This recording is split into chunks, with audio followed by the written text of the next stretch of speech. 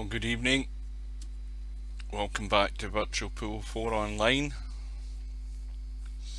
We're back for another one lost side match in the 10 ball World Masters.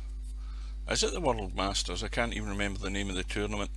And it's going to be between Snake Eyes and Bedhead, race to 10. Both players just arrived in the lobby and we've got a minute before the room goes up.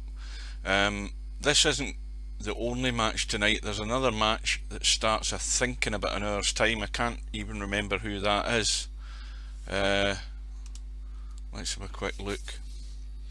Wait a minute. It's between Christian and LS3, and that's due to start in an hour's time. This bloody thing is going to scroll, is it? Wait a wee sec.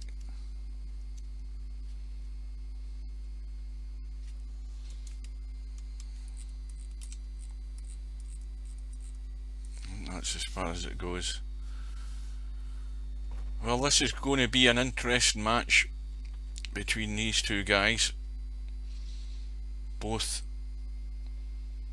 well, I would say contenders, but they found themselves in the one lost side, so somebody's going to have to go. Bedhead, probably the favourite, but race to 10, that break doesn't work for you. Things can happen. So we await. The room is up, both players are in, they're probably lagged off. In fact, we're already started, so I've missed a lag. I better change the colour of the cloth. There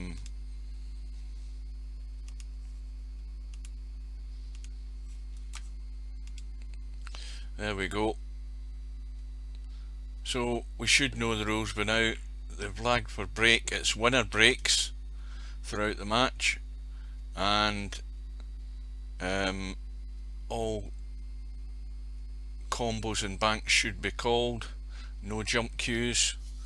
60-second shot clock and a 60-second extension, and I think that's about it. Welcome everybody, or welcome to the both of you.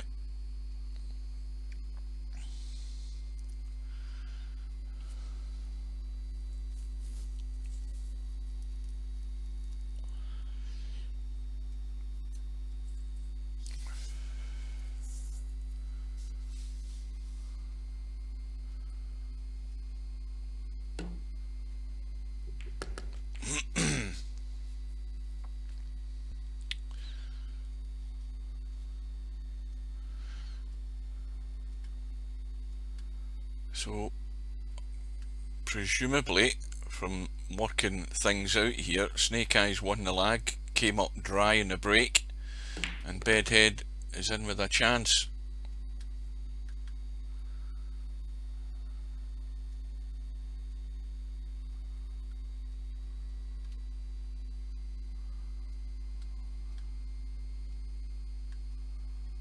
It's going to be the combo 3-7. 6 ball is the awkward one.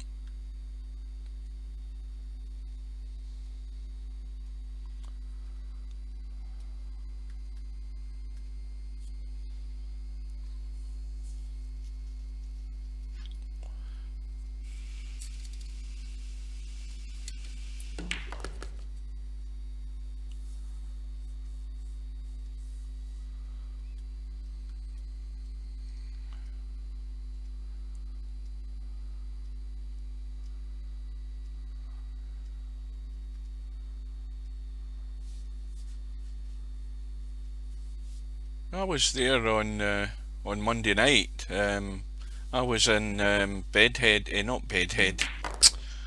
What the hell's he called again? I was in Duffman's stream on Twitch up until that match was due to start, and I mean, I said during the day that I'd be surprised if Senny turned up.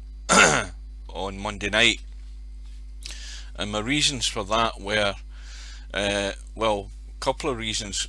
It's happened before in tournaments, and it happened also in a doubles tournament I was in where Senny was my partner. He strung me out to dry. He disappeared. So I just put two and two together, thinking, well, it's late at night. The other thing Moz said was he was surprised he got a reply so quickly, confirming the date. But anyway, he was consequently a no-show. I mean, I had planned to say, I mean, there's not enough people here to say anything. There's only you two guys. Yes, I was going to stream. Yes, I was there. You know, Moz was obviously streaming with Duffman. Him and Niederad were the two commentators, and Moz was obviously the player. But of course, it got to the time 11:15 at night, and he still wasn't there, so it didn't go ahead. And I had planned to say what I saw in the chat earlier this afternoon. I've had a long discussion this afternoon. I mean, first of all, just to explain myself as well to Popman, I actually was, I mean, although I'm in the VP4 lobby, particularly if I come home from work, I'm not necessarily here. Most of the time I go to away mode, but today I've been off today, and I'm off tomorrow. And what happened today was I woke up at, what time was it? I think it was just after, it was about, I can't remember, it was about 5:45 this morning, something like that. And of course, as soon as I wake up, that's the brain kicking in, expecting to go to work. And so I decided then it was pointless going back to bed because the brain was already active. So I got up, came online, played a couple of doubles cowboy matches with the guys that are usually on from the States at that time of the morning, late at night for them. And then I went and had breakfast. I came back, which would have been, I don't know, after 10 o'clock. I think I was watching TV, and then I felt tired again, so I went back to bed, and I just left the PC on. And then when I came back and I looked at the chat, I had all these PMs sent from Popman, and so I scrolled up the chat to see what was going on in the chat, if there was anything to give me a clue. Good evening, Moz. Well, I had a long discussion. I then read the chat, and then after all of that, I was talking to Tin, and I spent a while as well looking through my most recent streams, because Senny was in a couple of the streams.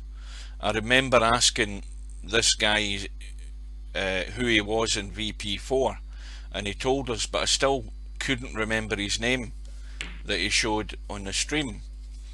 And I was trying to work out, and then of course I'm trying to get 100% confirmation of information. Now, in case you guys haven't heard either, I mean this is a bit of a morbid subject as this match goes on. It's 1-0 to Bedhead,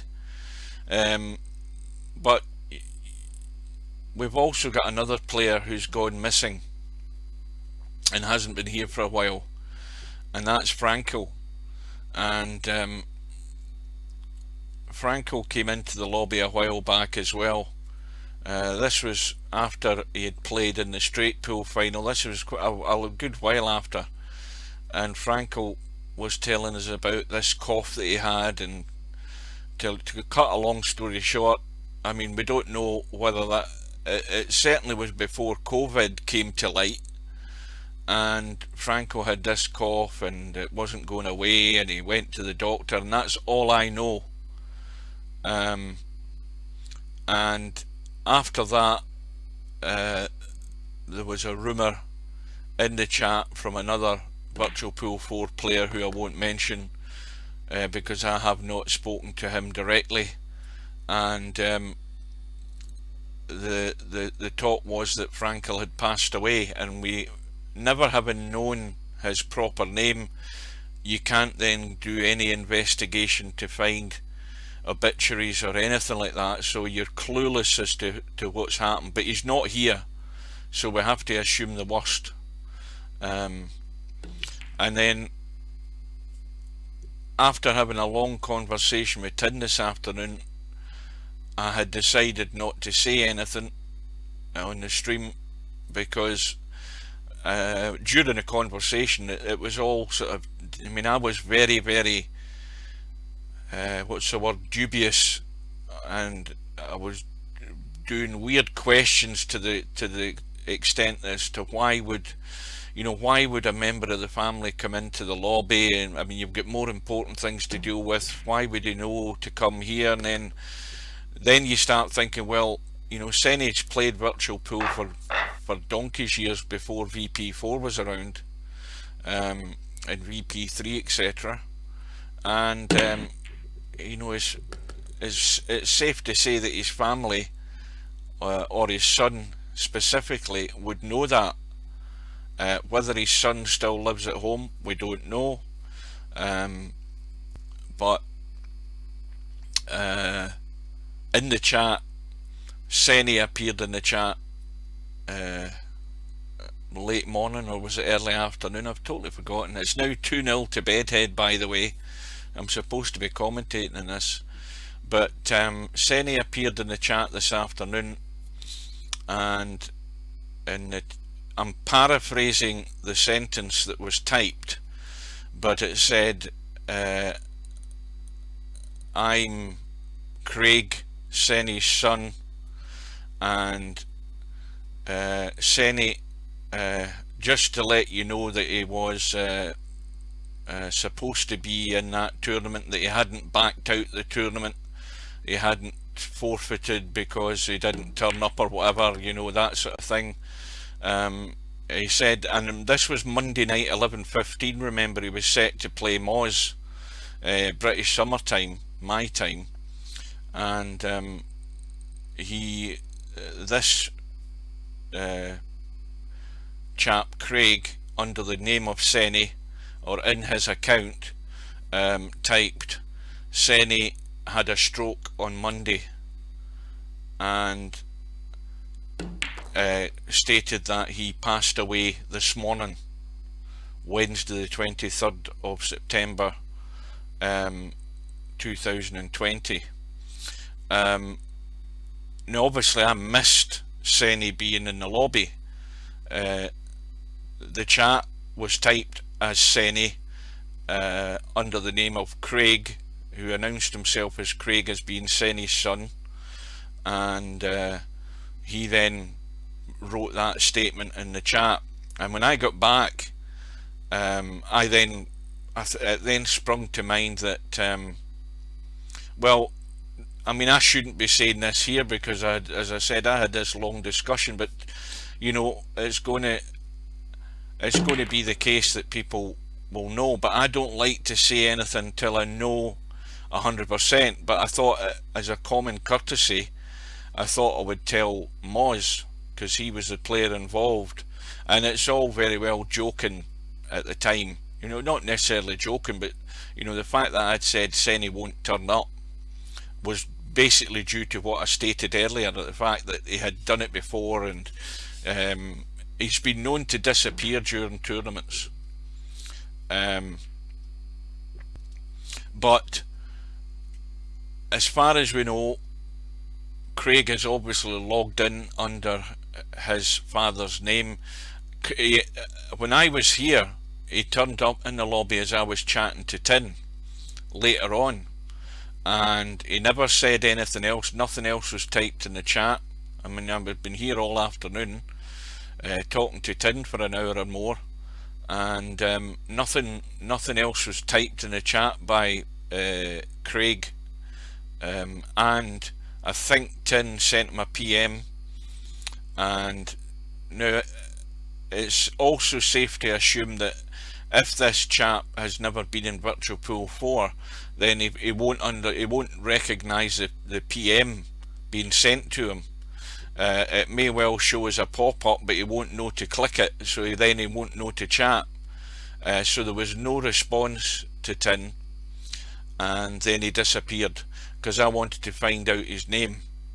I think his first name was Kenny, but I cannot think what his second name was. And on my most recent streams, there is 2 occasions, I think, where Senny appeared in the stream. I think I remember asking one guy when I saw his name, I said, "What's your Virtual Pool 4 name?" And I think he said it was Senny, and I think somebody else said it was Senny, but I cannot remember and I can't find it. I've been looking all afternoon, I just cannot find it. But when you get right down to it, then we've lost another Virtual Pool 4 player. That's the bottom line. But the tournament goes on. That's the way life is. And Snake Eyes, as we can see this 8 ball, which might be too tight, and he can't. He's going to cross bank it. Well, he's calling the pocket, but it's never going to go in there. He can't cross bank it either because he'll double kiss. But I don't like saying anything, which is why I've never said anything in the lobby. I mean, this is now on video, but I've never said anything in the lobby about Franco because I've not got any proof nor confirmation from anybody. That's a good shot, good kick, and I don't like doing that because the worst thing can ever happen is that somebody, walks into the lobby and lo and behold it's Franco, and you've just gone with a load of bullshit that you've heard from somebody. But if it'd be the cruelest of things to do for anybody to ever do, to come in your own profile and say that I'm so and so has passed away. I mean, that's the worst possible scenario, so we have to take it as genuine. I mean, if it's genuine and we have to believe it's genuine, then Senny has passed away.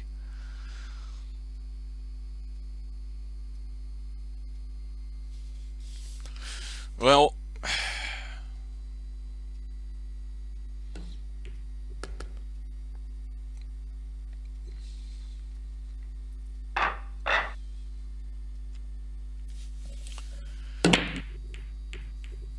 it's now 3-0. And I'm too busy reading the chat. I totally missed what the hell happened to Snake Eyes there. Well, I'm fairly certain it's genuine as well. I mean, see, the thing is, this is why I'm thinking. See, I start thinking weird things, and I think a lot of people do when you get something that's a bit of a shock.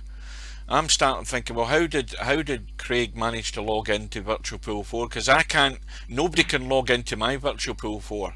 And the reason for that is my Virtual Pool 4 doesn't save my password.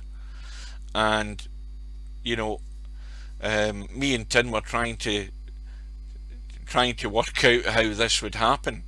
And if Senny's password is saved in his version of the game, then that's why it's easy enough to log in. But,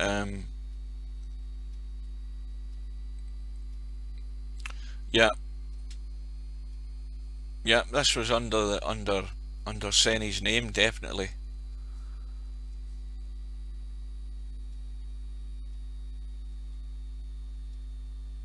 Right, who typed that chat there? I've missed the top part. Right, see that bit that says spoke to Senny's son, he asked me to let his friends know. Who typed that, because the name's gone and I've missed the top of it. I'm trying to look at the game and look at the chat. Who was last to type that? that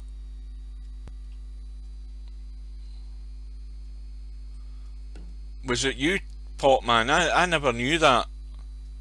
I never knew that.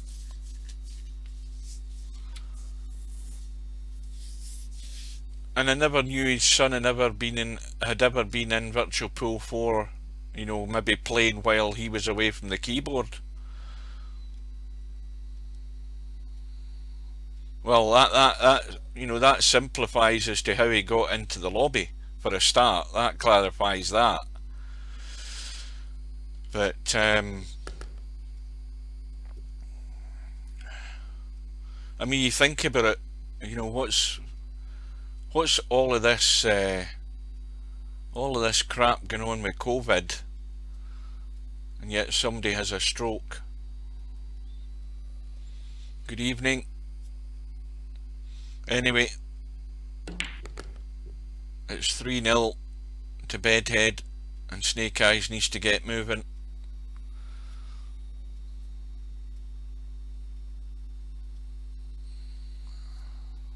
Well, a 2-year-old can do that nowadays, Moz. They're doing it at school, and it's dead easy. But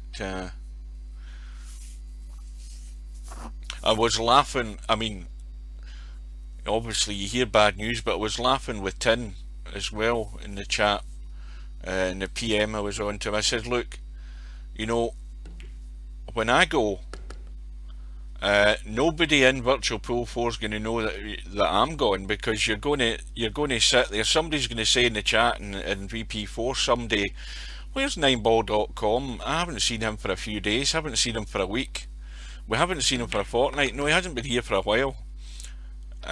You're never going to know, because I've got nobody to log in for me to tell you anything. So I said to Tin, I'm just going to be sitting here a corpse in front of the PC with the PC running, and nobody will know.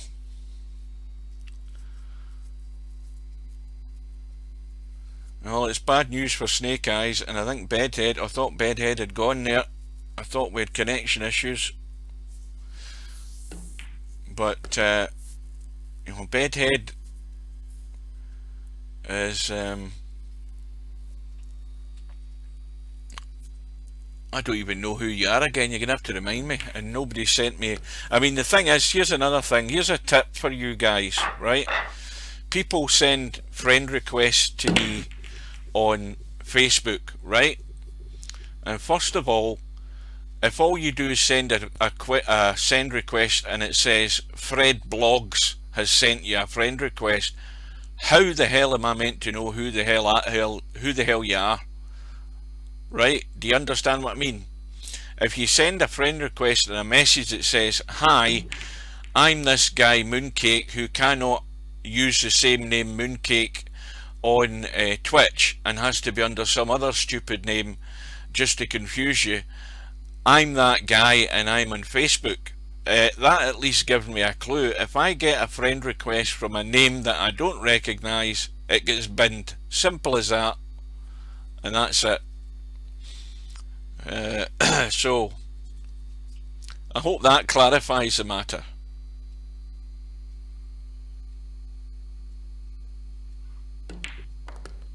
Did I? I must have been ill that night. I don't. I can't. I need to have names, you know, to give me a clue. Now, what's again? I don't know whether Snake Eyes put Bedhead there or Bedhead's ended up there himself, because I'm too busy reading the chat again. But just a reminder to any latecomers, we have this match. This is the main match that's on, and there's another one due to start in about excuse me, about 35 minutes time, and we'll catch some of that as well, no doubt. Christian I've never really seen, but in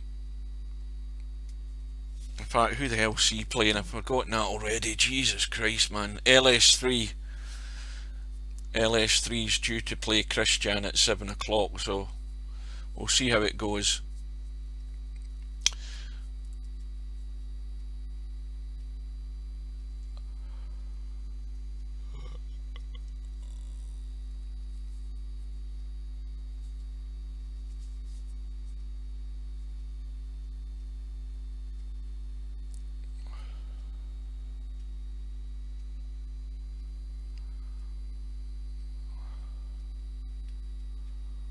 I don't know whether they can change tournament names once they're live though.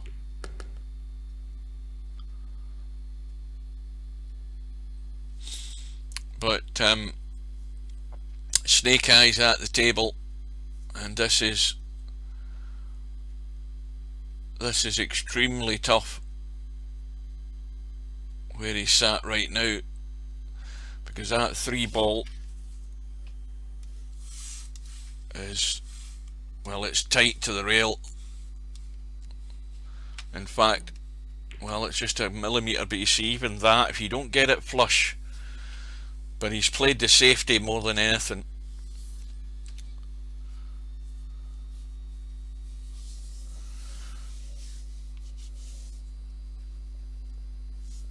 But he needs a rack in the board, and he needs it fast, so he does.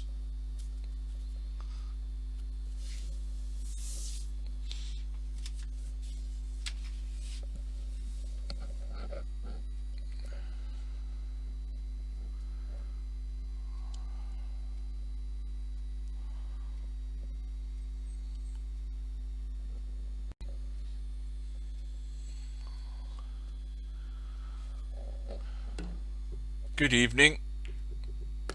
That's a good kick by Bedhead. I mean, there's nothing more soul destroying than playing a reasonably good safe, but when you leave that kick angle available, this is why you have to get the ball close to the object ball. I keep saying it. You've got to get that cue ball close to the object ball, and if you had done, that would have cut out that angle. That would have stopped the cue ball getting to that right side rail. And Bedhead's got the kick. Okay, he's not got a great shot choice here, but he should have. Snake Eyes in trouble again. So welcome to everybody.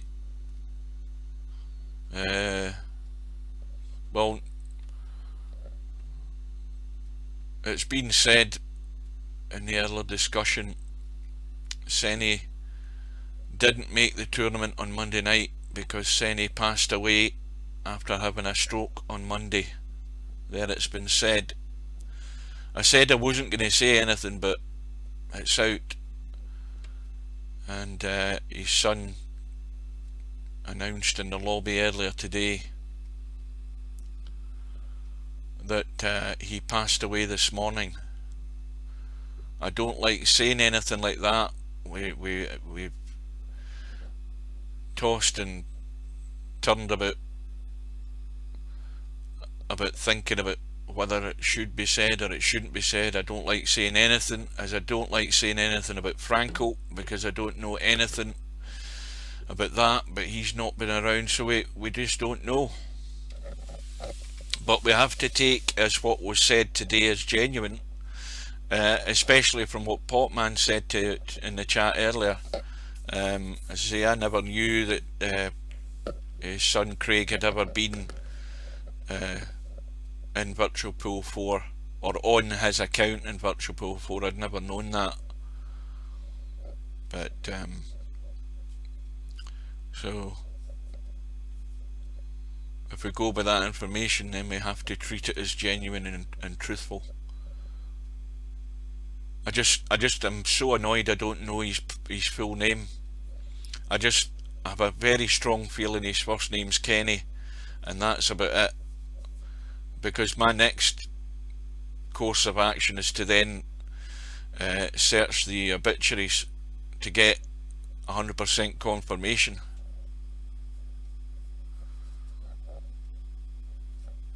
Yeah, you'd have to assume that, yeah, to let people know. I've tried searching Facebook to find all sorts. I mean, that's a needle in a haystack anyway.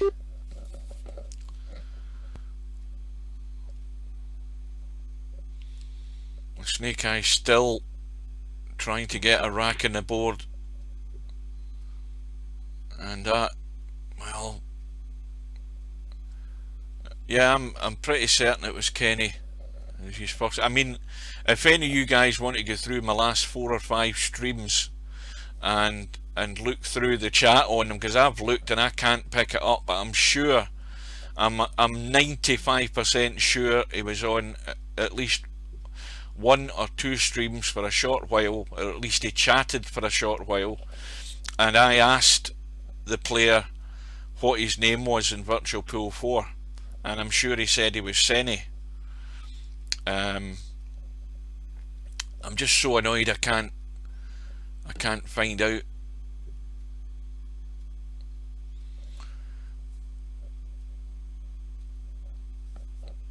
Well, this is a vital rack for Snake Eyes' chances in this match. He's got to get off the mark. Let's have a look at the 7 ball. Well, it's going nowhere. There's nothing set there. The best he's going to get out of that lot is getting to about here or there and playing a billiard on the 8 without moving that.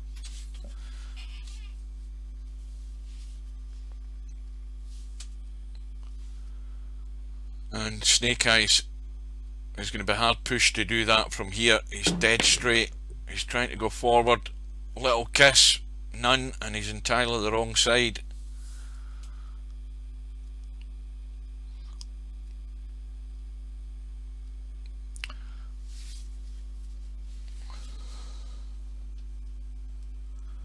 Well, was it Potman?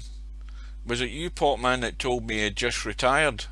So obviously he's in his 60s, and he's from a different era, where he's a bit like me, where political correctness is out the window. You know, everybody's offended by everything nowadays, and I'm sorry I still like, well, yeah, I still like programs that cause offence nowadays. I don't care who knows it. They are from a different era, but that's it.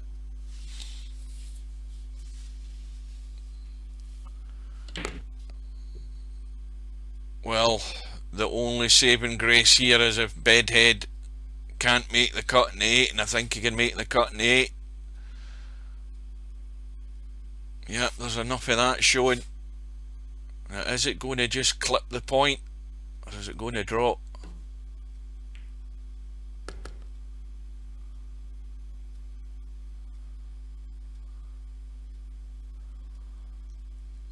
Or did I block you? Or did I stop? For? I don't know. I'll have a look later on. Good evening, Semi.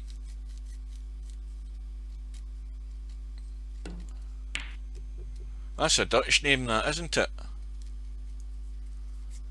Anything with numerous vowels in it has got to be a Dutch name. Yeah. Far too many vowels for a language, that.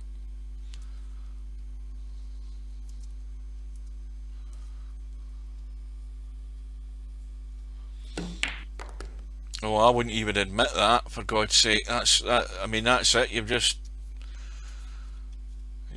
gone right down in my estimations, admitting that you know tin in real life. Oh, good God. Well, Snake Eyes is finally off the mark, and he so desperately needed that.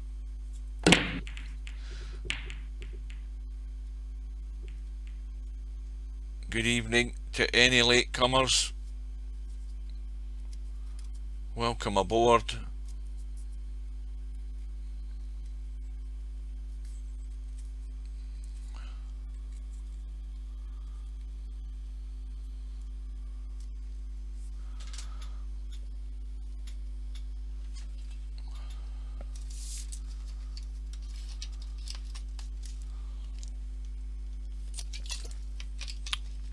Now, this is not to be funny, right?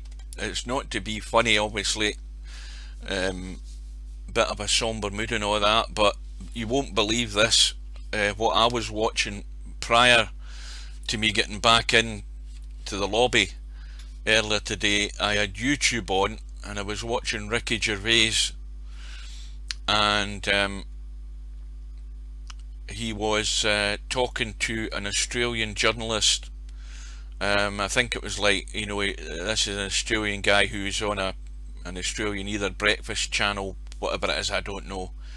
But it was about a lot of things, but they were actually walking around Hampstead in London. Now, for anybody who doesn't know where Hampstead is or what it is, Hampstead is like a sort of posh village out in the sticks in London, where all the millionaires live, including Ricky Gervais. Big houses, multiple bedrooms, all of that stuff. It's a very beautiful area.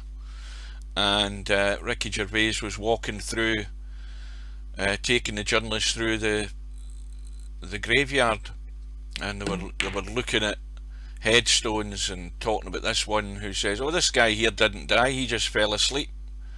And Ricky Gervais goes, we're having a laugh, and he says, "Oh, I love Spike Milligan's, which says, 'I told you I was ill,' on the headstone." And then I finished watching that and I come back into Virtual Pool 4. Now there's an irony there, if ever there was one.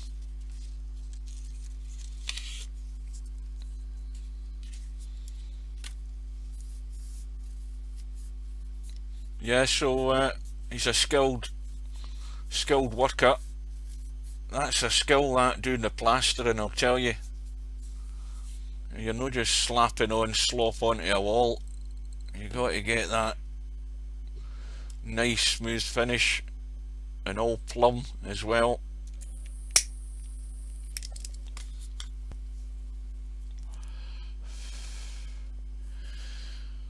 So 4-1 to Bedhead.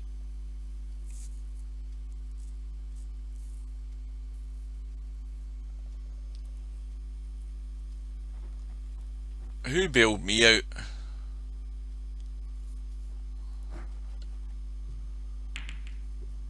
Oh, he did bail me out. Aye, of course I paid him, but thank God you mentioned that.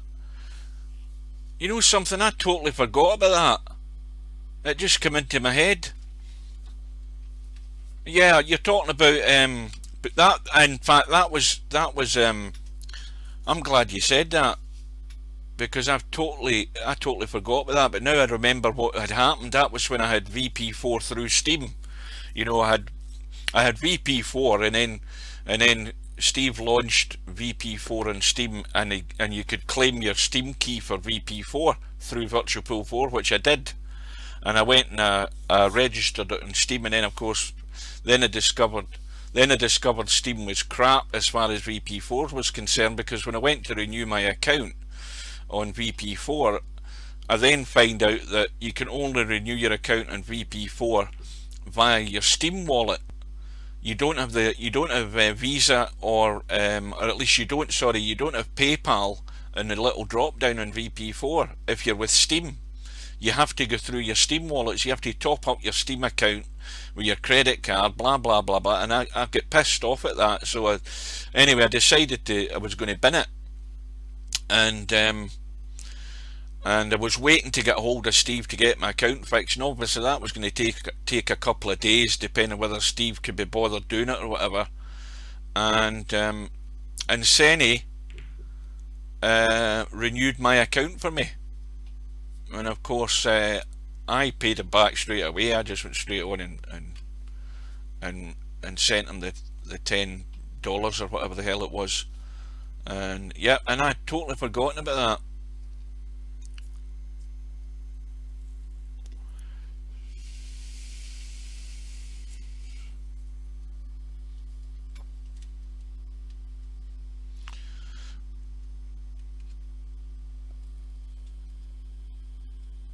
Yeah.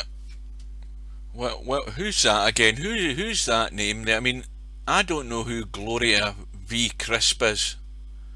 Who the hell is that? Oh, right, sorry. See, that's the thing about having these bloody weird names. Well, good luck in your match later on. You should win it, I would assume. I'm assuming that Christian's a bit of a rookie.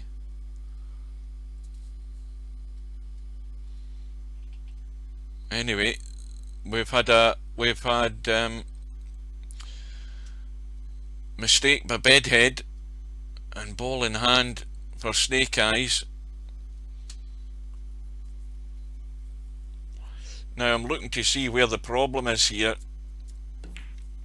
The 4 goes, no problem. The actual problem is this shot right here. He's got to get back down this table, and he's going to be cutting this 3. He may well roll into this. Was he trying to go down the rail? Oh, that was a bit risky. That was a bit risky.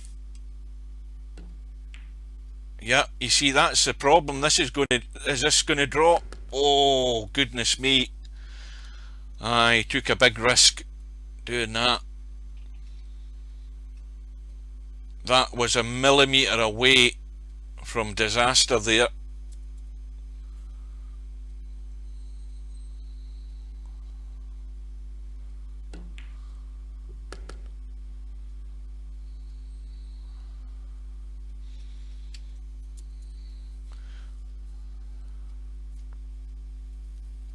Well, we're certainly unlikely to see the whole of the LS3 Christian match, but whenever this one's done, we will move over there, and we'll also have I can't even talk. We'll have a look at the bracket to catch up on the schedule. The big match to look forward to, guys, is going to be Friday night, or Friday night my time. No, I haven't found him. I've done all that, been there, done that, got the t-shirt, done all the searching. The fact that I don't know his second name makes it a hell of a lot more difficult to find. You know, do you think how many Kennys or Kenneths are on Facebook? We don't know whether he's on Facebook under Kenny, we don't know whether he's on Facebook under Kenneth, and we don't know his second name, so we're well up the creek without a paddle.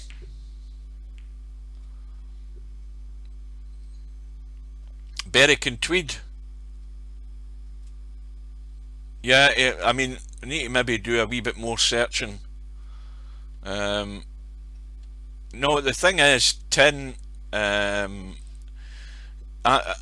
a conversation with Tin knows his name, but obviously because it's that's personal information, because looking at people's accounts on VP4 is restricted to whoever Steve allows to look at people's accounts in VP4, and there's only, according to Tin, there's only 3 people can: Steve's wife, Steve, and Tin. So you can look at their payment methods, the details on their accounts, and he knows the name that was used on PayPal to pay Senny's account on VP4. So it's all privacy stuff, yeah. But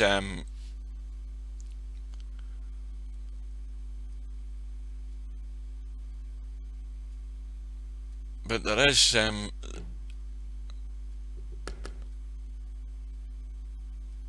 there's bound to be somebody here over the years that knows more about him. But the problem with that is most of them are probably long gone from VP4 and were on Virtual Pool 3 at one time. See, I didn't even know he was from Berwick. I was searching Kenny's and looking at the ones, there was 2 or 3 from Glasgow, and I went through all of them, never found anything to give me a clue there. I then started searching for his son on Facebook, couldn't find anything there.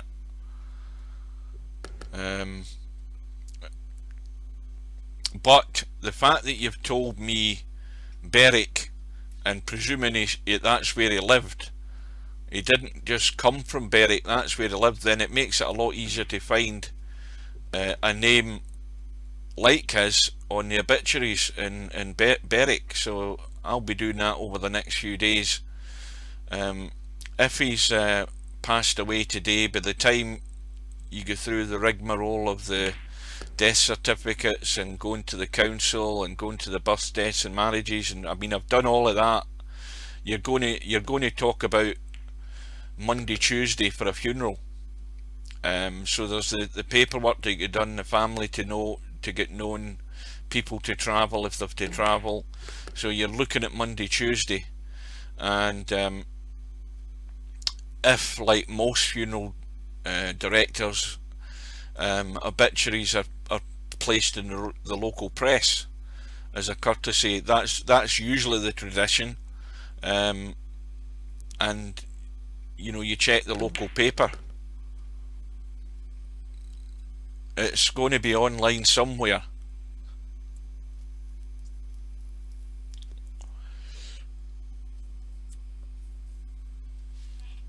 I say it's never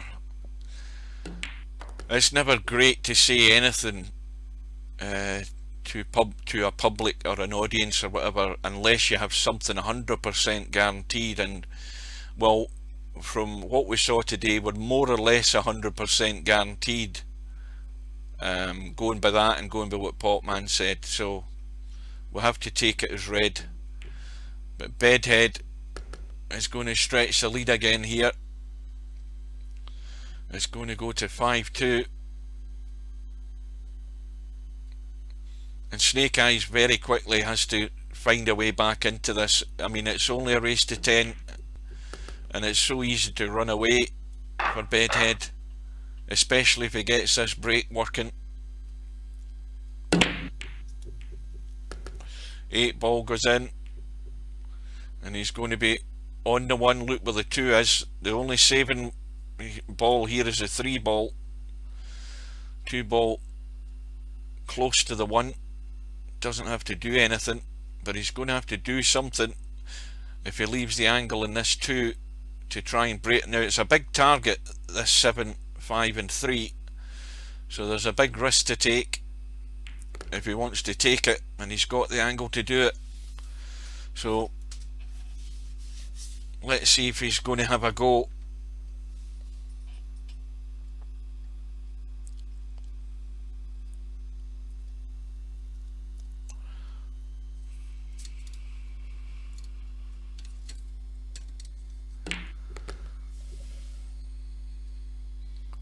Well, that wasn't the kind of pace I would have thought of playing it.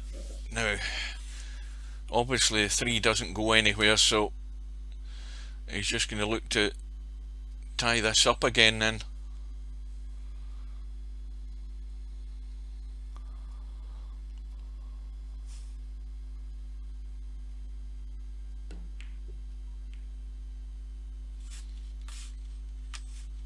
I see there's still an angle there though. The gap's there between the 5 and 4. To hit that 3, it's not difficult, and all because you don't get nailed to that object ball. If you get it tight, you cut out virtually every route to get to that 3 ball, and he has got the chance of kicking this in.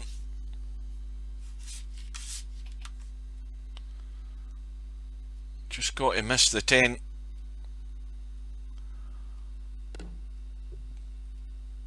Oh, well, again, I would have hit that harder, just for the sake of hoping to get something safe. But he's maybe also thinking if he'd hit it harder, he could have split the 7 and 5, so there's a good reason for hitting it soft as well. So this time Bedhead with ball in hand has to get across and try and leave that angle again to disturb the 7 and 5. He certainly doesn't want to risk doing it off the 3 ball. That needs to keep going. I think he's gone too far though. All he'll be able to do is probably punch the 5 around the table and try and leave the... Well, he's trying to play the safe now. Wasn't even risking that. But once again, it's not tight, and maybe Bedhead will pay the price this time, because this is a much better shot for getting the kick in here in this 4. The 5 still going to save him. but you don't want to nudge the 5 and 7. Now he should be just tickling in beside that 5 and trying to just drop behind the 7. If he's going to go long and skim the 5 on the right hand side and push it in towards the 7, then it's going to be an easy kick for Bedhead.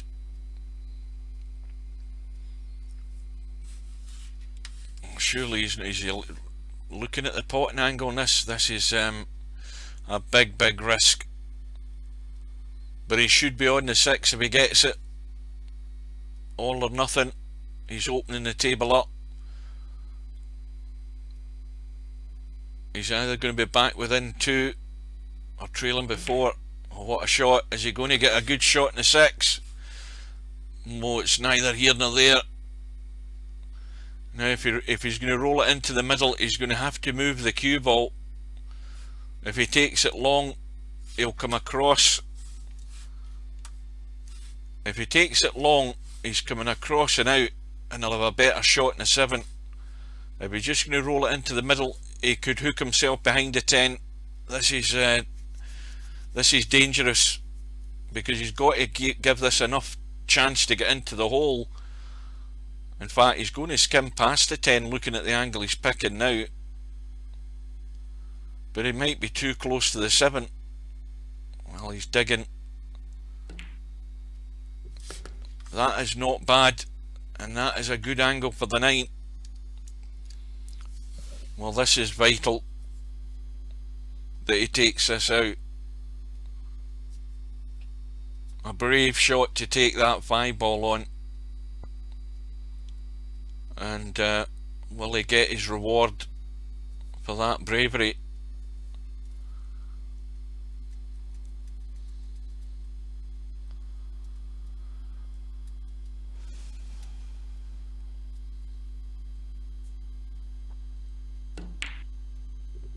Oh, that's the one that hurts.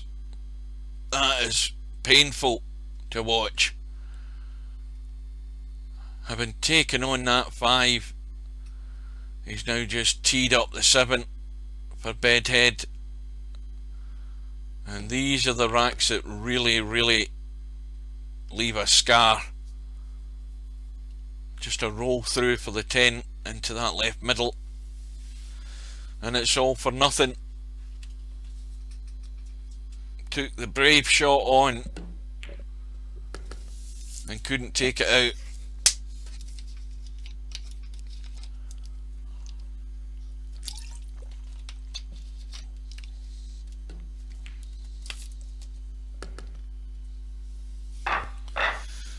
So it's 6-2 to Bedhead, and that could have made so much difference in the match for Snake Eyes.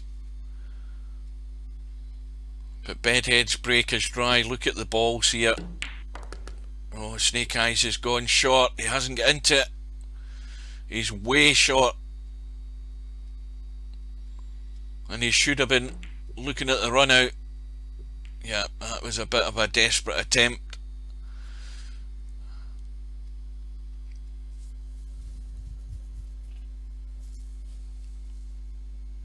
Well, now Bedhead has his table at his mercy.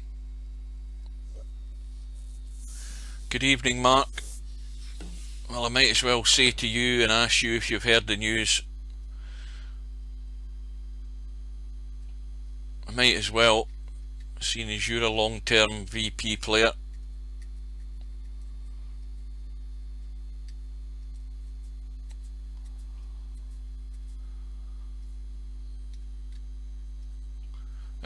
Well,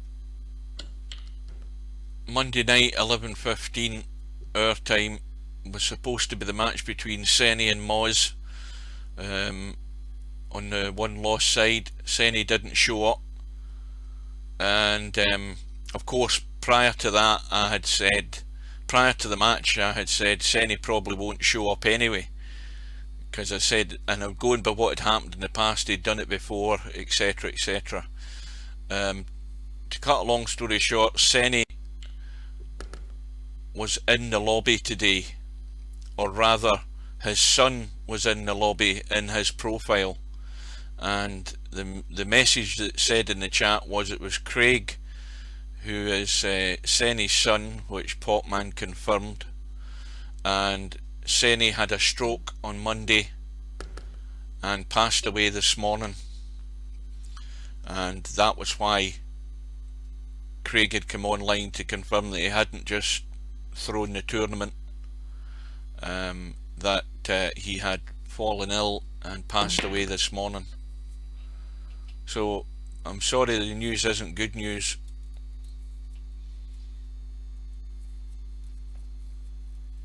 And it's not good news either. It's getting worse for Snake Eyes, because this is going to hurt just as bad as that last rack. After that great shot in the 5, rattling the 7, and then potting the 1 and not getting into that cue ball to get good in the 2. These should all be his balls. These are the ones that really are painful to watch. And it's going to be 7-2. And we are 5 minutes away from the match between LS3 and Christian. Well, Bedhead's in his old favourite spot. He's left himself the high cut in the 10.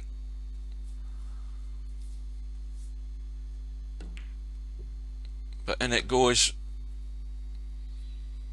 And it's now looking bleak for Snake Eyes. I think he's at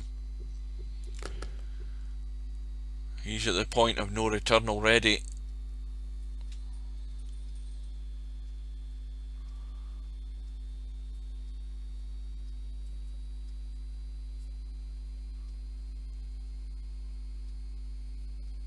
Hi 9ball.com, what is your name please?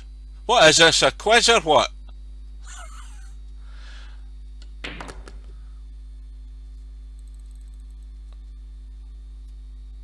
Good evening, my name is Hugh.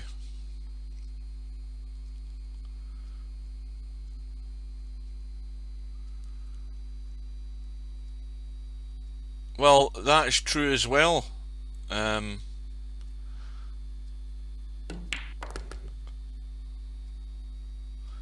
That is true. I mean, this is why you know, I am always dubious about information that I don't get 100% confirmed. My name is Hugh, whoever that was. I've totally forgotten who was in the chat there.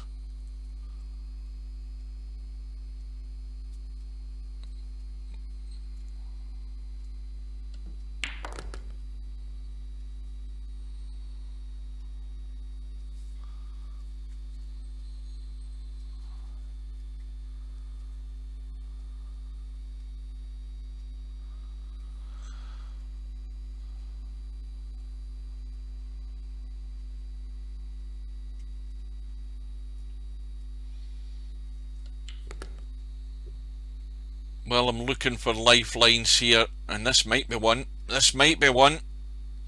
Well, Bedhead's found the only place that was going to lock him out. Again, he'll have a good chance of kicking this 5 in, but it's a lifeline. Yeah, that is a good point. Who the hell's Bankster when he's at home? Because this 7 ball is... well, it's awkward to get to where it is, and it's even more awkward where Bedhead's sat right now.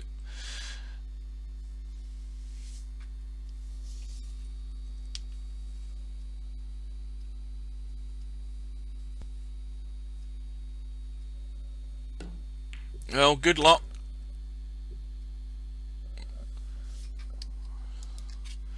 Well, right now Snake Eyes is just hanging on here.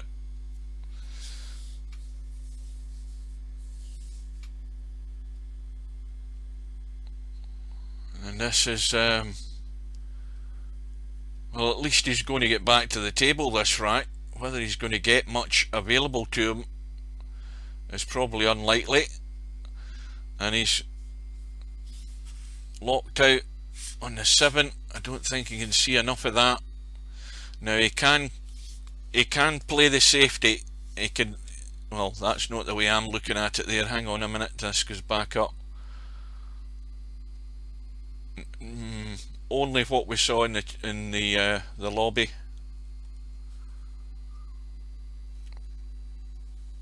Now he could thin cut that, get it to the top rail and get the cue ball away. And he's played the combo. Brave again.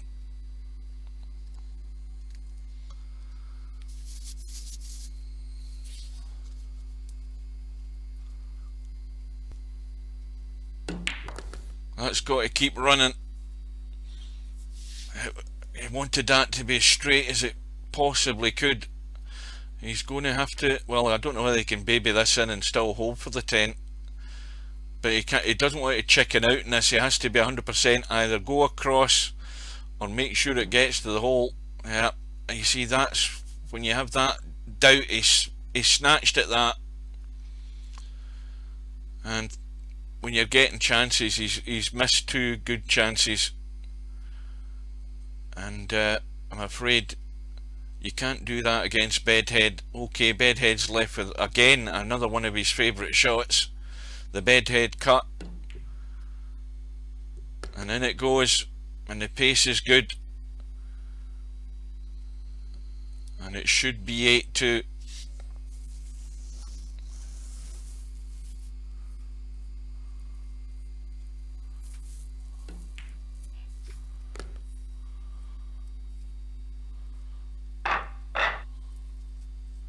Yeah, I'm also known in certain locations as Fat Bastard as well.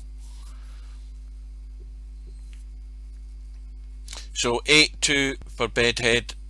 The LS3 match with Christian, provided Christian's turned up. I don't know whether he's in the lobby or not, I haven't looked, but that match should be underway.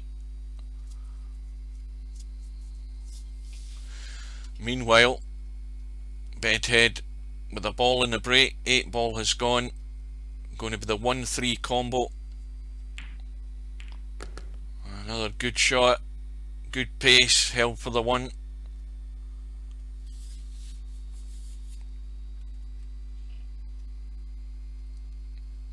That wasn't that was George Dawes, the drummer in Shooting Stars, if you remember. What's the scores, George Dawes?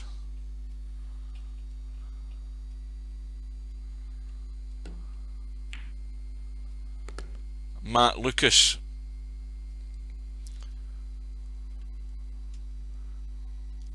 Well, it's all but over this match. I don't think I'm jumping the gun. It's asking a huge ask for Snake Eyes to do anything in the remaining racks of this match. Oh, aye, that was what I was. Did I think I started mentioning. I don't know whether I finished the sentence, but the big match to look forward to is on Friday night, before Friday night 9 ball. Friday night 9 ball starts at 8 o'clock British summer time. We have the match between Larry and Cobra on the 1 loss side at 7 o'clock. I will be there. That's a guarantee.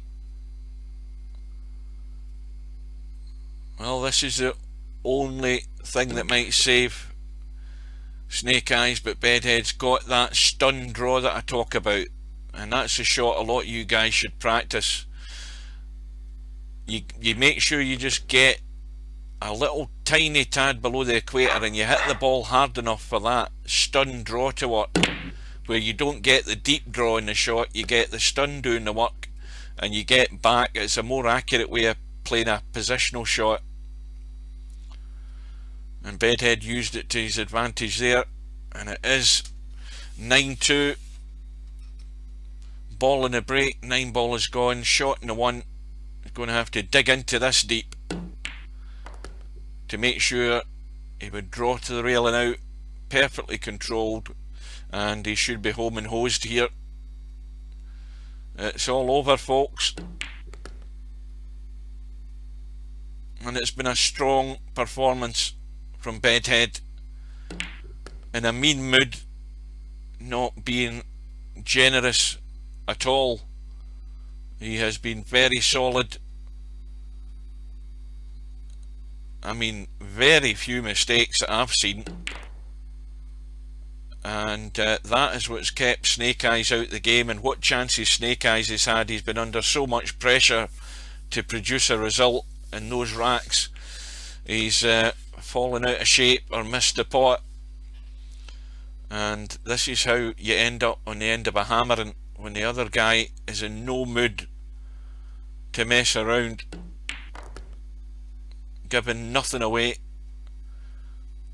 Now this is the other little tricky one. It's a little draggy shot just to kill the pace but get the punch in that 7 down the rail. If he wants to play it gentle, he's going to roll further away, but if he wants to guarantee it going in, he's going to have to leave it more difficult in this 8 ball, because I think that's fairly tight to the rail. Yeah, you see how the cue balls come away a wee bit more, but I think, let's see if he can play this and still just hold. He might check this. He's checking it with a bit of right, and that is it. It is all done. Well, I think if we rerun this video and watch it, I think you'll be hard pushed to find where Bedhead was making mistakes in this match.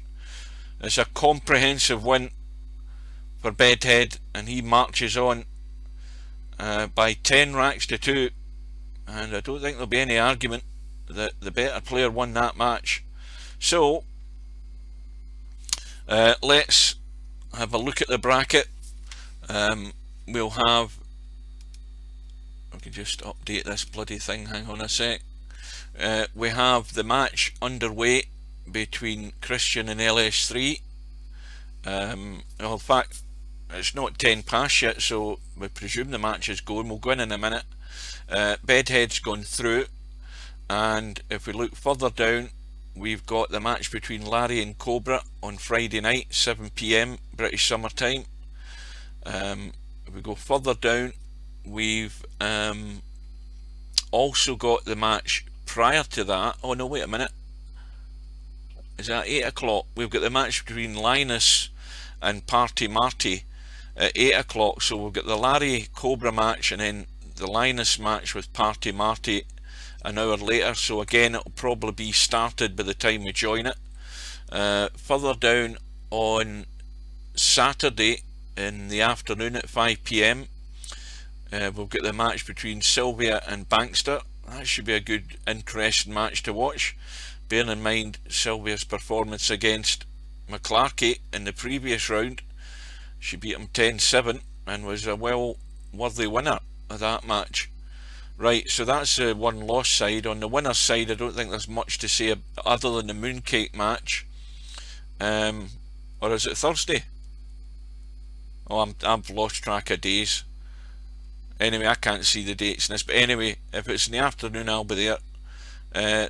Tomorrow at 7 PM, we have the mooncake Spectre Dawn match. This is the 23rd, isn't it? Right, so tomorrow is that one, which is Thursday anyway, isn't it? Oh, see this bracket, it does my brain in.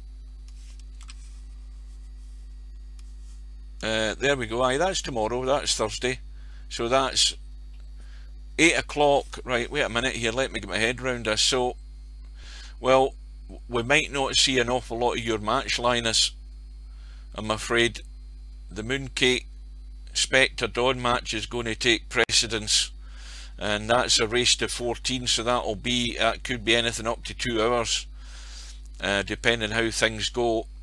But that's the one that we'll watch, and then if there's anything left, we'll go and watch the remainder of Linus's match, and I think that is about it. So what we'll do now is we'll find our way to this match if I can, and we'll see if we can just jump into the room.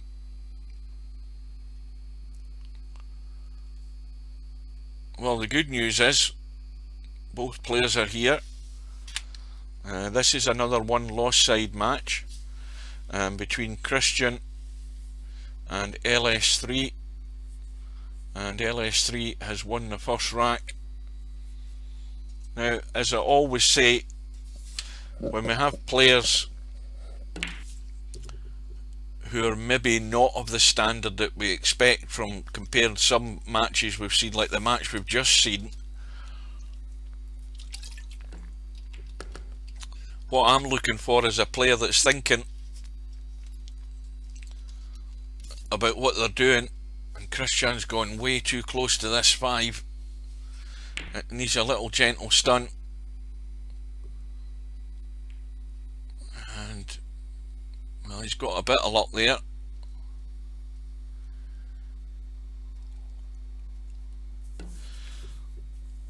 Well, looking at LS3's rating, well, that means that they have played a few racks of 10 ball, whereas Christian's played a few racks but probably not won very many.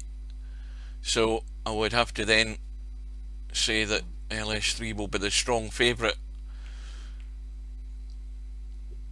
And Christian now struggling to find a line to that 5 ball. Ball in hand. Let's see if LS3 can take these out.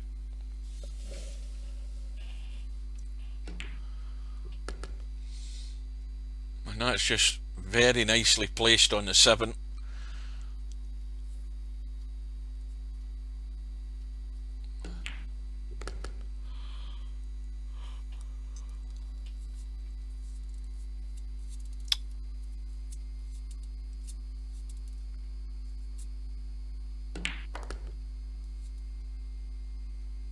Now, straight through, well, leaving a little angle. You just got to make sure, so you're again close to the rail means you can't get into that cue ball, so just got to be careful with the pace, well away from the scratch.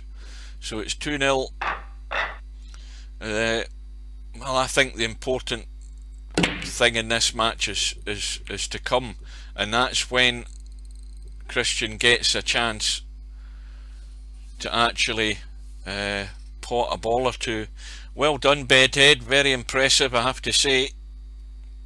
Even the Bedhead cuts were going in. I mean, I don't think you made many errors in that match. That's the type of form that you're going to need to keep going in this tournament.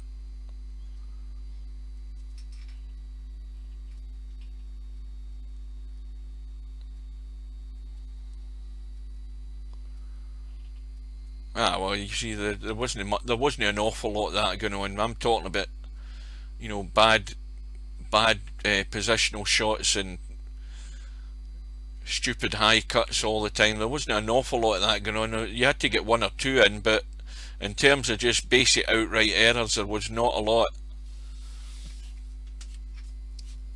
Put it this way, if you play like that all the way through the rest of the tournament, you'll get a strong chance.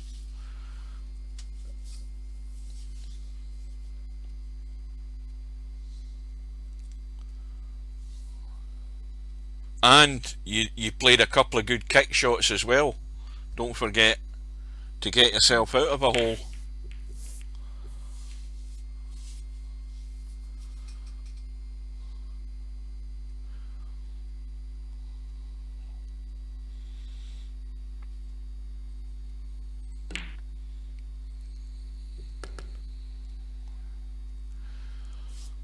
How's that look?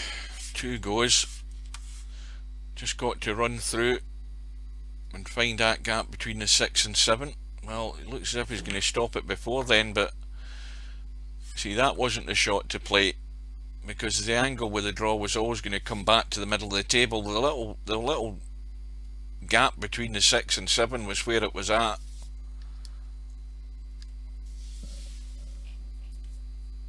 And the 5 balls way out of line up there. So there's no doubt that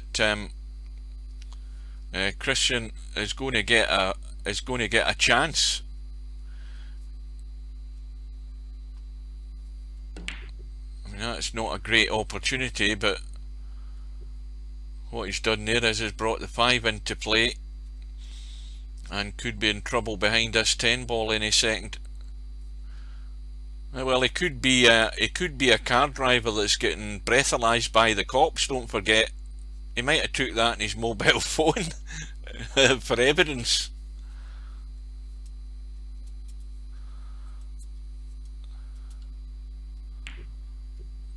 Well, anybody can tell you they're anybody on the internet. Don't forget that one. Well, Christian in trouble here. Now, gets a hit. And, well, there is a shot on. My mouse cable. And I'm using my cheapest mouse that I've got. A wee micro mouse, but it's got a thick cable on it, and whenever I push it, it springs back, so you'll see the table maybe move once or twice.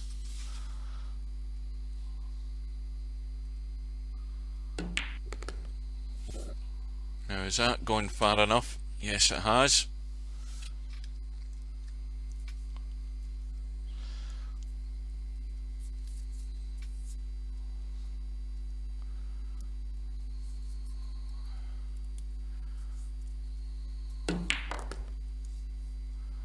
Oh, this is impossible to get good on this 7 ball. Dead straight virtually in the 6.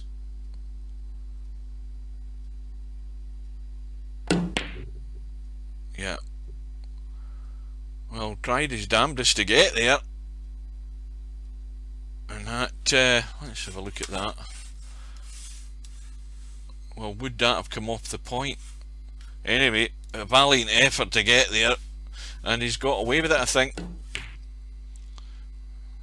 Well, that's going to be a missed call if it goes in.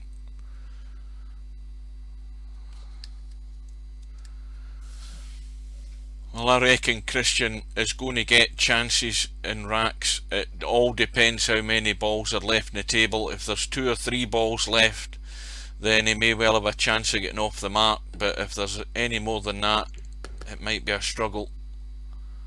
But I do think he'll get chances.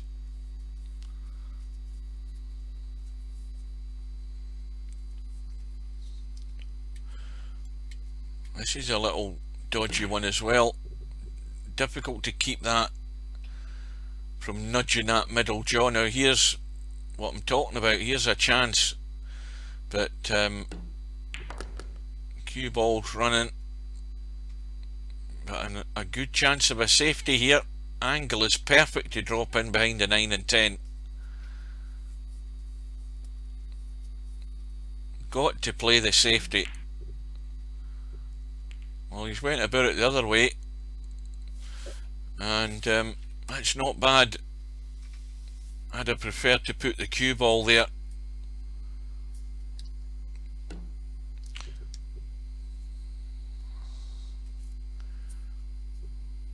Now here's where you have to rely on your eyesight to get that 9 ball thin. Is he going to call the reverse bank?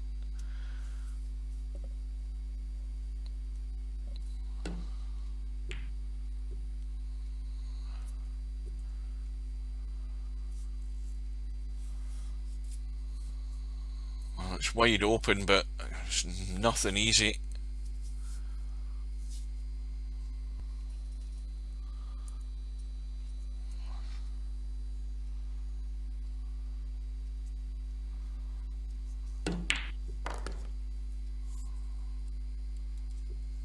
Stub, can I ask you a question?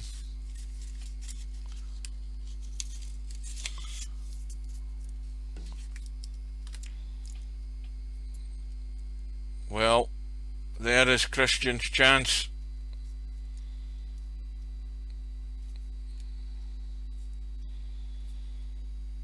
Can he hold for the 10? He's going way too high.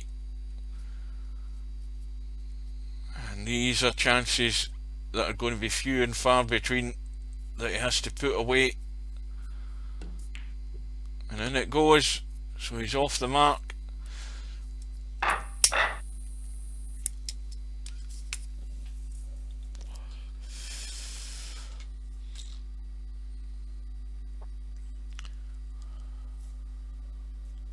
When are you arranging your match with semi-pro, Stub? It's obviously going to be at the same time. Get it sorted out. put us out of our misery.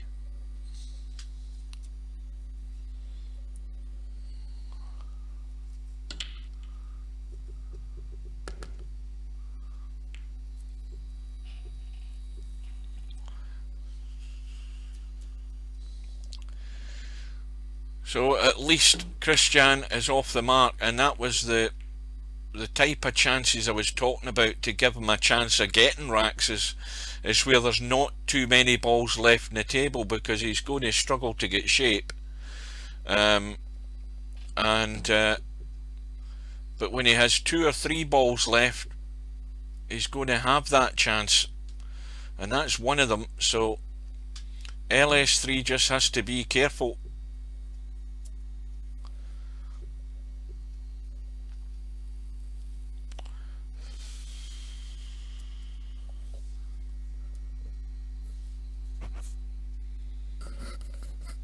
Yeah, you're just messing about, wasting time, and that'll be, well, Stubb will be at least 5 hours behind those, so that's like 2 in the afternoon, 1 in the afternoon, something around that kind of time.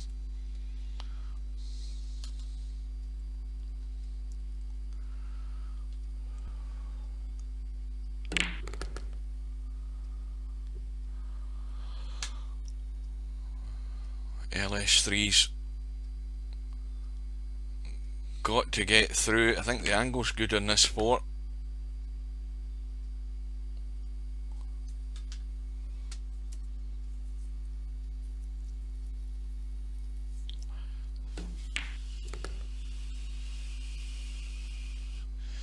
And the only lifeline is that 8 ball. Can come down for a bank, going for the draw, trying to nudge in behind it, and that's a good outcome. That's worked out perfect.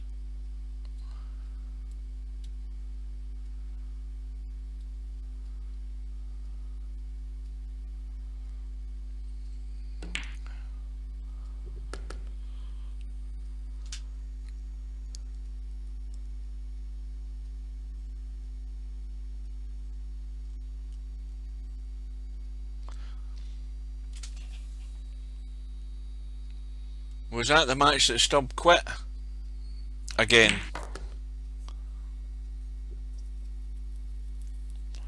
Didn't let the guy actually finish the match off. Did a runner before he could pot the last ball.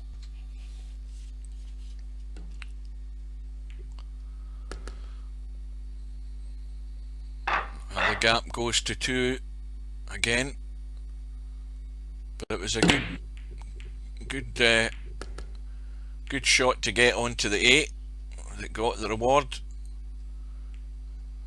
But the cue ball has scratched, and ball in hand for Christian. And this is where you want to see a player, as I say, thinking about potting a few balls.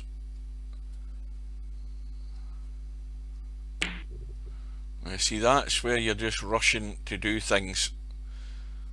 Careless misses like that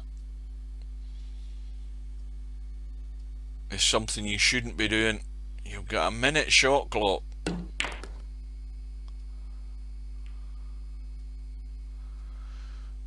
But LS3, I think, is going out of line.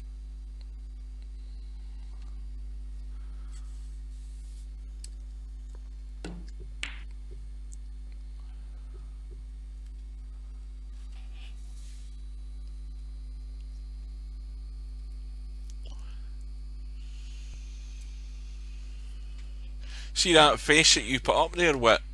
You remember that episode of Red Dwarf, one of the early series of Red Dwarf, where either 2 or 3 of them had eyeballs on their chin and they were upside down, like aliens? You remember that? That's exactly what that looks like.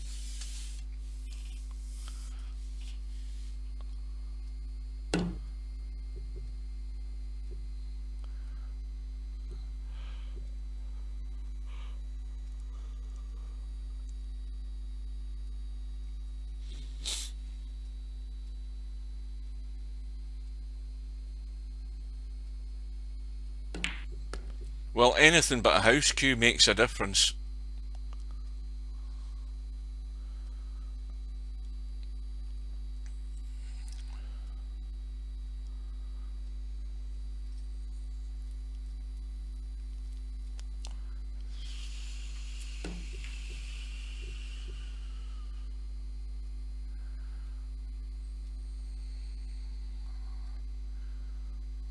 Christian once again having to find a kick, and didn't call the 5 just in case, and it's now hanging. That's why you should always be in the habit of just calling a pocket when you're playing those shots. And again, too many players, well, we're all at fault because we don't play 10 ball, simple as that. So you don't get into the habit of making sure you call a pocket,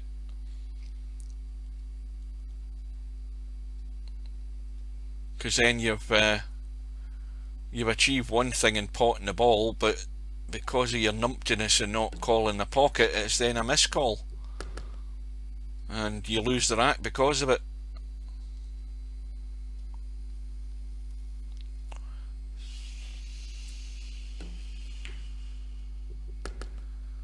Oh, well, is there going to be a chance for Christian to get another rack here? Very strong odds in the 9 ball going in though from this kick, and in it goes. Still might have a chance. Difficult 10 ball.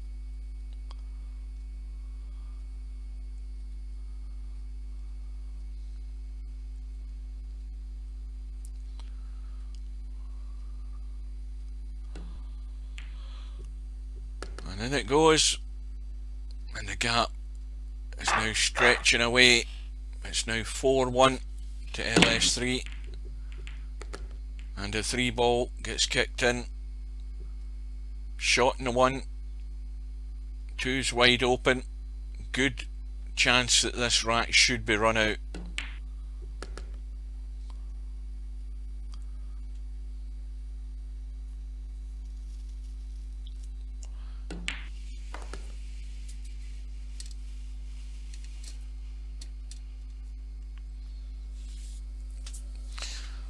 Well, no excuse for not getting on the 5 off this 4 ball. There's a whole area table up past that middle pocket to get to it. Got to avoid the 7.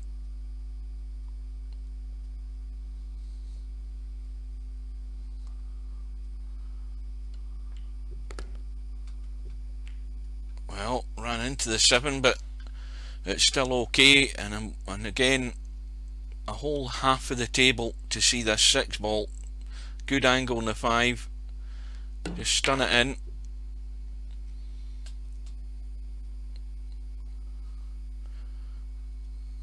Well, this is not quite as good. All about pace, and it's a wee bit heavy. So you've got to let the cue ball run. Perfect angle off this. You let it run. You go there, there, and there, not scratching, and you're on the 8.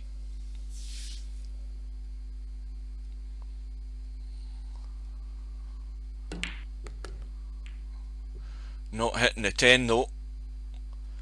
Well, it's a thin cut.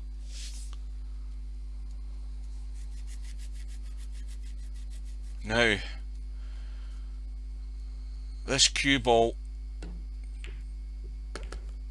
just nudged into the 9.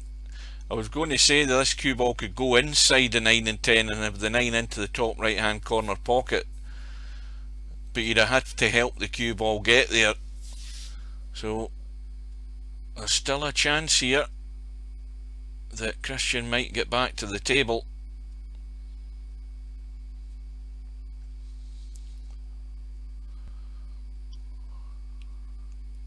Because the cue ball's only going to go across and back across, so it's all about the pace. And that's going to be a miscall, and Christian's going to have a not too inviting shot in the 10 ball here. Do you fancy rolling that in dead weight into the middle?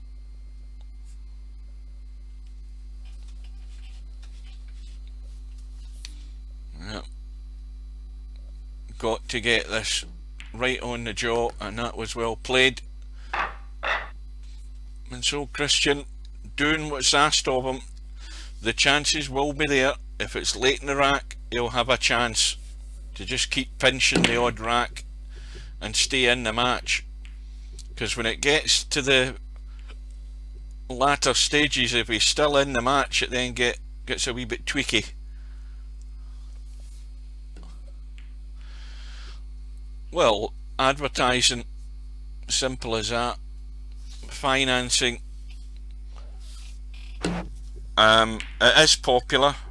There's far more people got VP4 offline than online, and the other reason that we don't have huge amounts in here is because it's too difficult for a lot of players, especially when they come up against some of the higher quality players online. They're going to get a beating generally,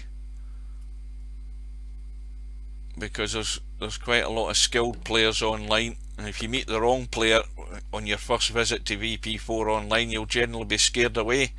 And when you come online and find out that you don't have tracking lines and you don't have all these other benefits that you have offline, it scares you even more.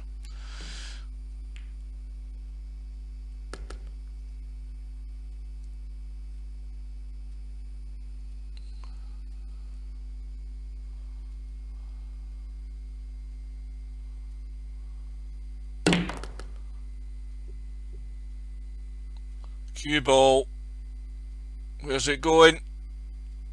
Well, it's gone in. Well, it has to be said, and I'm not going to be diplomatic with my words, but people like the shittiest types of online pool games that you're ever going to see. They like them. There's thousands play them. It's unbelievable the amount of people that play these online pool games, where they're just a top-down, two-dimensional view, and they've got the tracking line to aim the ball, and it is just so naff. But thousands play them, especially the one in Facebook, that 8-ball one in Facebook. Go and have a look at that, and go on YouTube, and you'll see dozens and dozens of videos of all these people. I mean, there's guys on YouTube who that's all they stream, and they've got thousands of people watching it. You won't get you know why you won't get thousands of people watching this? Because it helps if you understand what the player's trying to do. There's a lot of people watch pool and billiard matches and they haven't the foggiest idea what somebody's trying to do. It's a bit like watching cricket. If you don't understand the game and the little nuances of the game, you don't know what the bowler's trying to do with the ball, especially the spinners. If you don't know the type of bowler that it is and what he's known for, then you're even more in the dark. But billiards, if you don't know the ins and outs of the game, I'm not talking about rules, I'm talking about the skill involved to be able to move that cue ball. When you find you come online in this game and you have to produce the goods, then it's a tough ask for far too many players.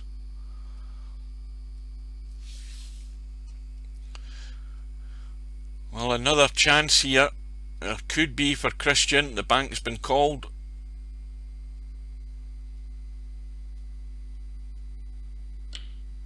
And that's not going in. And Christian has got his gift. And it's going to get him back to within one. And this is how I saw the match going.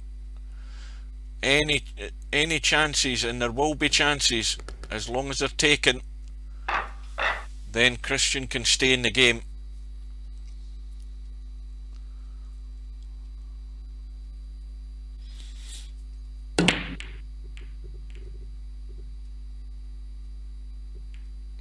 I wouldn't be surprised if Virtual Pool Mobile brought in more revenue to Solaris than what Virtual Pool 4 Online does. I would not be surprised.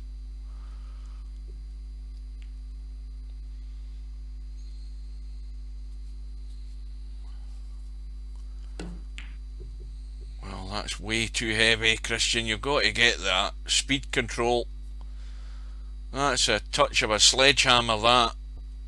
And this is why I talk about players not thinking about what they're doing. That's perfect evidence there of a player who's just glad to hit the ball and not particularly worried about where the cue ball's going. But you're never going to get anywhere with hit and hope. You'll only ever play that out of desperation when you've no other options. But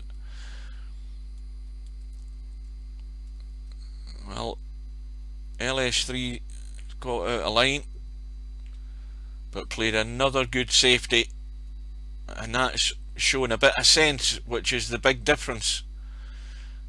If you don't have that shot, just make sure you're not giving your opponent a free goal. Now the 10 ball is pretty close to the rail, but it's got a pocket to go into, and well, LS3's decided they're going to have a blast. Need to watch the cue ball. Well, he's digging down. Oh, and that's a great shot. That is an excellent shot to play that 3-10 combo, and that takes any semblance of a chance in that rack away from Christian straight away. A nice 3-10 combo, hit it sweet, and straight down the rail, and the gap goes back to 2. But I just get the feeling there'll still be plenty of chances for Christian.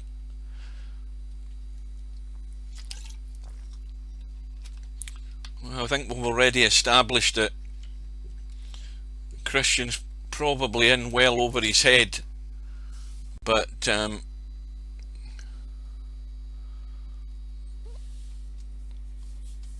he's got to take whatever little chances he gets late in the rack. If he does that, he'll still have a chance. That's really pretty much all he's probably got to go for.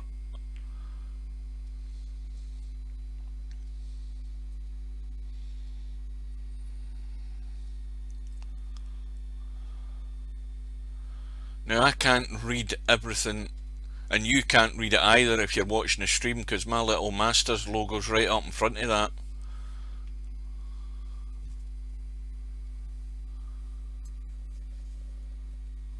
Hang on a minute.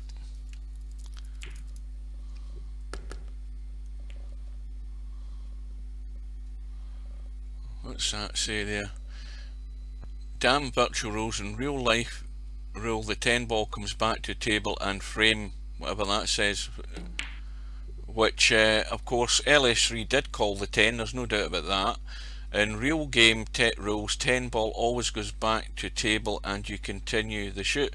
Well, I don't know what rules that Christian's talking about, because I'm not familiar enough with 10 ball in its various formats and rules and regulations, but if Larry was here or whoever, they could explain it again. But in Virtual Pool 4, that's what happens. You call the 10, it goes in, it's rack over.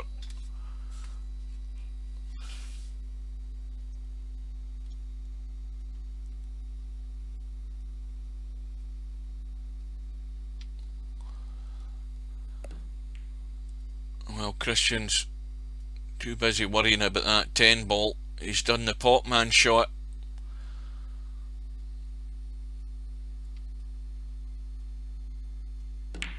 And he's blaming the mouse. Well, there's no such thing as blaming the mouse in my book. I don't care what excuse you come up with, but you can't blame mice nowadays unless you've got a really shitty mouse and a crappy mouse mat, or a dodgy surface that you're using it on. But that's your problem, that's not the other player's problem.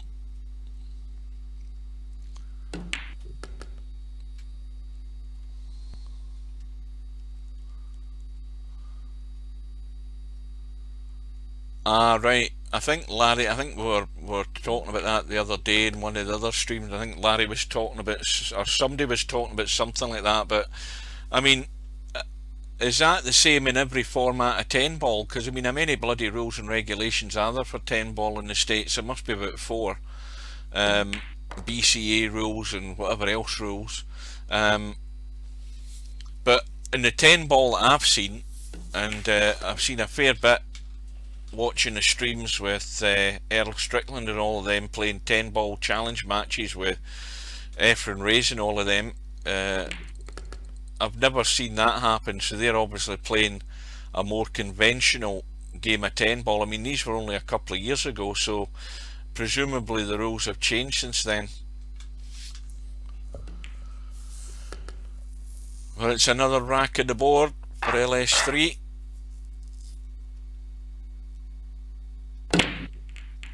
And then the Americans have got the cheek to go on about the rules of snooker and about not getting a ball to a rail and how the snooker rules are all so complicated. Well, why have about 3 or 4 different formats of 10 ball and 9 ball and 8? But I mean, 8 ball's probably the worst for it. There's goodness knows how many setups for 8 ball.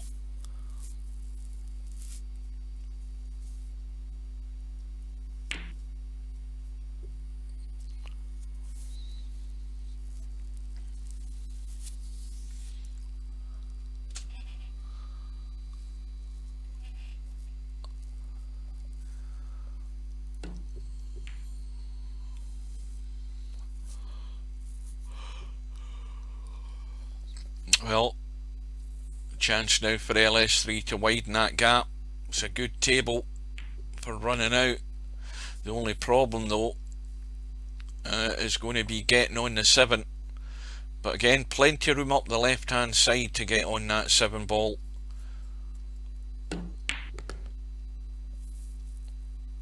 Now what's the angle like in this 5? Not bad.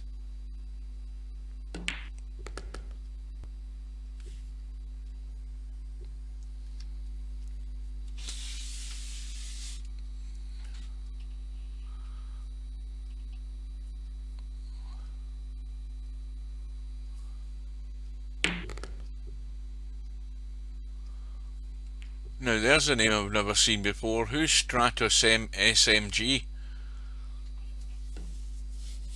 And at least YouTube's working. I'm glad to see that. We are streaming live to YouTube, Twitch and Facebook now.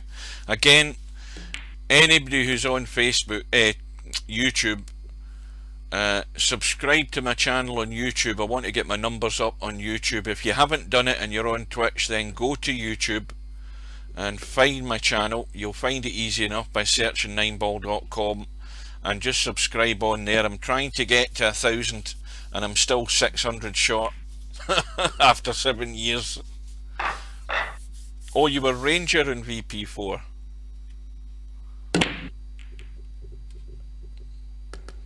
I never thought I'd get into this begging thing for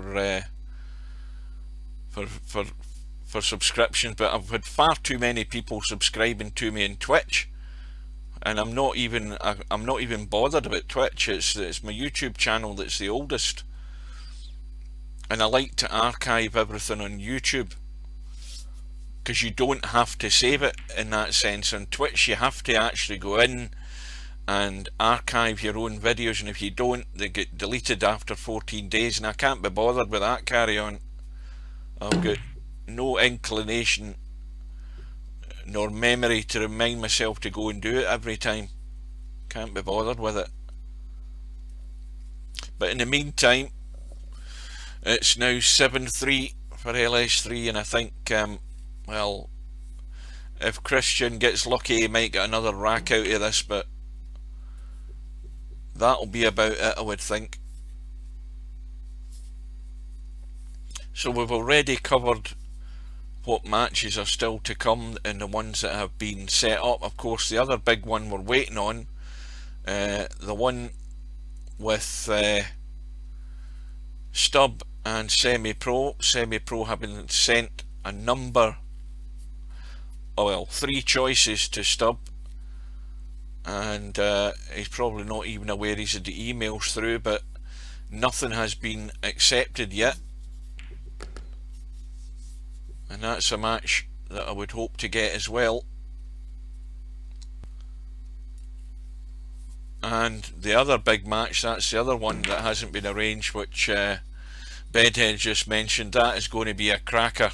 I'm worried though for Acero, and I've already said why, because not necessarily today I haven't said it, but I've said it in other streams, that Acero played not flawless, but his best I've ever seen him play in that match against Larry.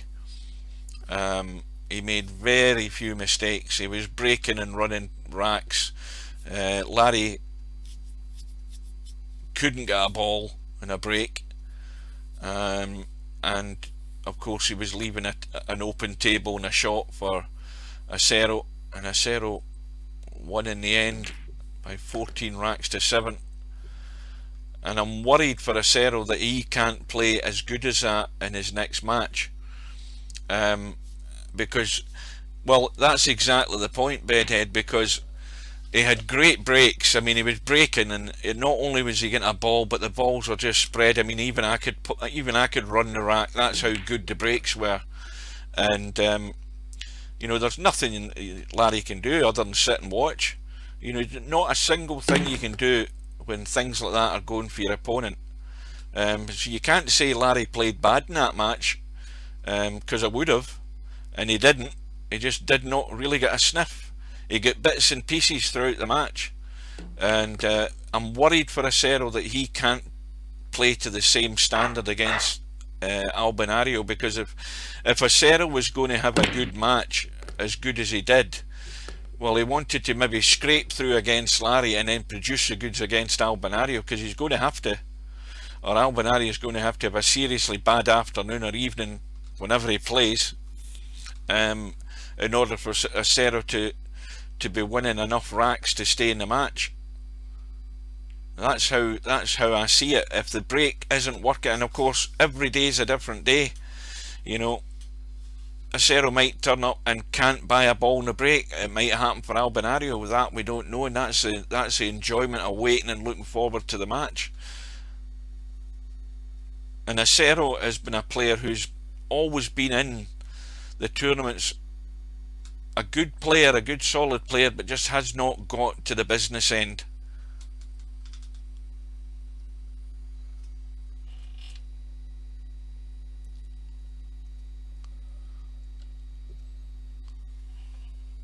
So there's a lot of good, strong players left in this tournament. A lot of them are heading over to that one-loss side, so it's a minefield, an absolute minefield now, because, you know, it's safe to say that neither of these two players are going to win the tournament. There's no doubt about that, you know, because they're going to bump in to some serious trouble, and it's looking like LS3 is going to be doing that. Let's have a look. Where's this match? Have I just gone past it? Why am I looking at the bracket and I can't see the match now? There's the other match as well. I mentioned that earlier on. Where the hell is this match? Why am I scrolling up and down and I can't see the match? Somebody tell me.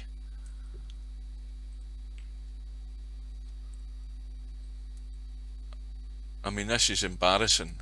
I mean, I've gone from top to bottom and I can't see the match in the bracket. There it is. Thank God for that. Right, so well, like I said, the bad news for LS3 is that she's going to be playing Bedhead next. Oh dear.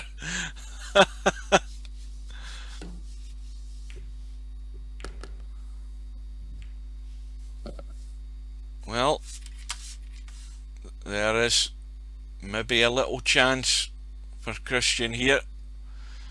LS3's blocked out in the 8.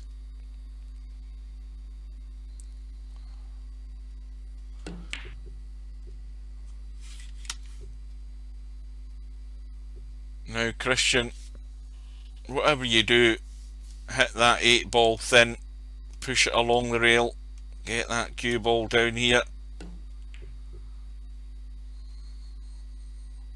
Well, that will do. Now, is it going to entice LS3 into doing anything here?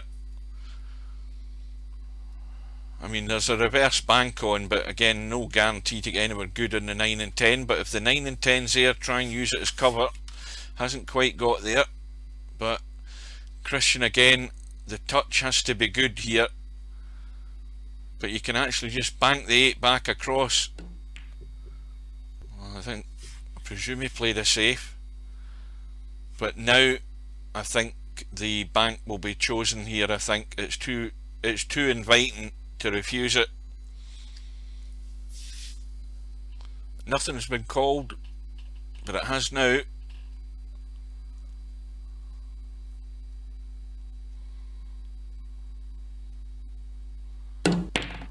That's way too hard. When you're banking a ball, you can't slam it. That's another thing that players do wrong.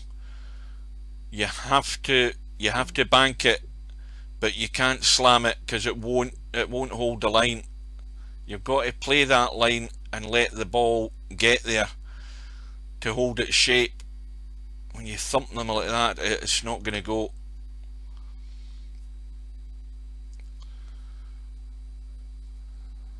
LS3 is going to brush onto the 10. Needs to be careful of the scratch here, unless they're going to make sure they draw off it. And that's worked out perfect, more or less. So this will take LS3 to within what, or is it Gloria is her name? Is that her name, Gloria?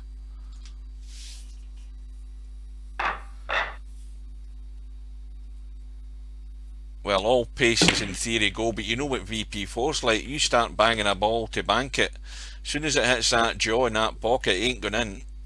If you're banking it at pace like that, it's not going to go in. It's just going to rattle up. So one more rack. Now, somebody in the chat earlier on, if they're still there, predicted 10-3. Somebody said 10-1. I think somebody said 10-2. Or am I just imagining things? Who said 10-3? Come on, hold your hand up.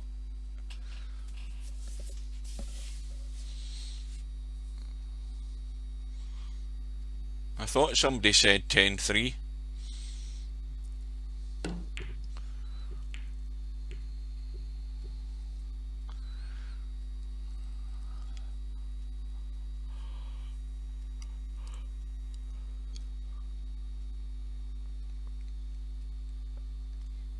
Well, it depends whether it's a dead set bank or whether you have to make that bank. Do you know what I mean? Sometimes you've got to create that line initially when you first hit the ball to the rail, because you have to have that little gap.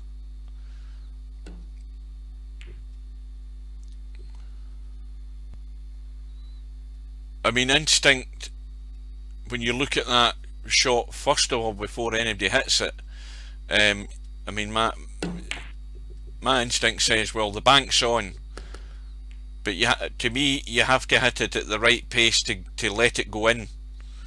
That was just far too heavy. And I mean, if you hit it, what I'm getting at is, if you hit it at that right pace, even when it goes to that jaw, just before it gets to the pocket, if it nudges the knuckle, the pace will generally take it in. But when you hit that, when you go over that line and you hit that with that sort of pace it was hit, once it hits that knuckle, it ain't going in. You're not giving it the chance to go in.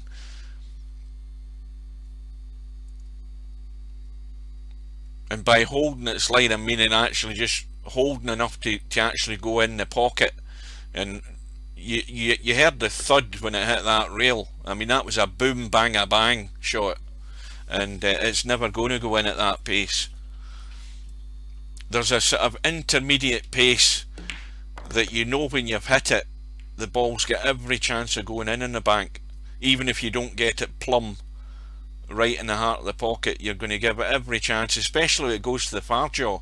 If it goes to the, as we look, if it goes to that short rail at the top on that jaw, it's going to go in every day of the week. If it goes to the near jaw, there is that chance it will still stay out, but if you've got that right pace, it's going to go in. It won't come off the rail too far to not go in. So this match is over, folks. LS3 comfortably through, but if LS3 hasn't looked at the bracket, then she's in for some really bad news, because she's going to be up against Bedhead. But she's more than good enough to pinch racks, and if Bedhead gets careless, 2 or 3 racks you'll be going south unexpectedly. So she's more than capable of taking racks, just as Sylvia was against McClarkey and won out 10-7. So don't take anybody lightly on that one loss side, especially now. And so LS3 marches on for the moment. We've covered the bracket, guys. We've covered the bad news. That's now been well, what you would call officially announced in the lobby, and if you haven't seen it, then look at the blue text right now in the chat, and that will let you know what the news is. So hopefully you can join us. I'll need to look at the bracket again to remind me what's on tomorrow, and there's also the big match with Cobra and Larry on Friday. So thanks again for your company. Stay safe, and stay safe now, because the numbers for COVID has increased by a big jump in the UK over the last day or so. So wear your mask, keep your distance, stay out of everybody's houses, and hopefully we'll be fit and survive for the next one. So till we meet again, take care, and I'll bid you good night.